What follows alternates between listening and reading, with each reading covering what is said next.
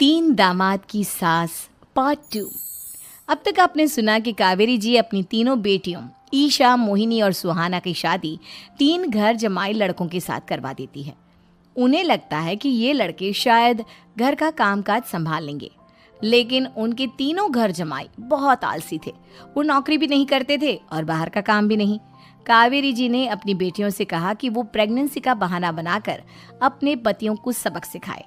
अब सुनिए आगे। मम्मी, आपने जैसा कहा था हमने वैसा ही किया, लेकिन देखिए ना, विवेक का हाल तो वैसा का वैसा ही है।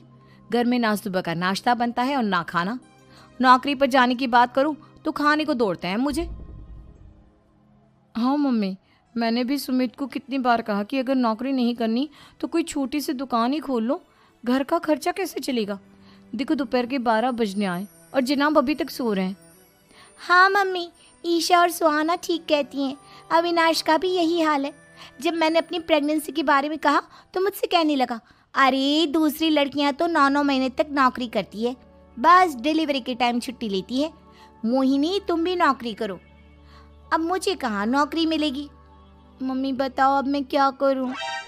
हे भगवान, क्या सोचकर घर जमाई दामाद लाई थी मैं कि मेरी बेटियां मेरे पास रहेंगी और खुश रहेंगी, लेकिन इन आलसी दामादों ने तो हमारी जिंदगी को भी प्रॉब्लम में डाल दिया है। मैं तो कहती हूँ मम्मी, हम लोग वापस अपनी जॉब पर जाना शुरू कर देते हैं। बता देते हैं इन लोगों को कि हमने प्रेगनेंसी का बहाना किया है। नहीं नहीं बेटा, ऐसी गलती भी मत करना। अगर तुमने ऐसा किया तो इन तीनों की आदत और ख़राब हो जाएगी। अरे आज नहीं तो कल कभी तो तुम प्रेग्नेंट होगी, तब वापस यही प्रॉब्लम आएगी। तब क्या करोगी तुम तीनों? हाँ मम्मी, आपकी बात तो बिल्कुल सही है। इन लोगों को तो सुधारना ही पड़ेगा। लेकिन कैसे? अपने बच्चों के आने की खबर सुनकर भी इन लोगों पर कोई असर नहीं हो रहा। पैसे कमाने के लिए घर से बाहर निकलना ही नहीं चाहते ये तीनों।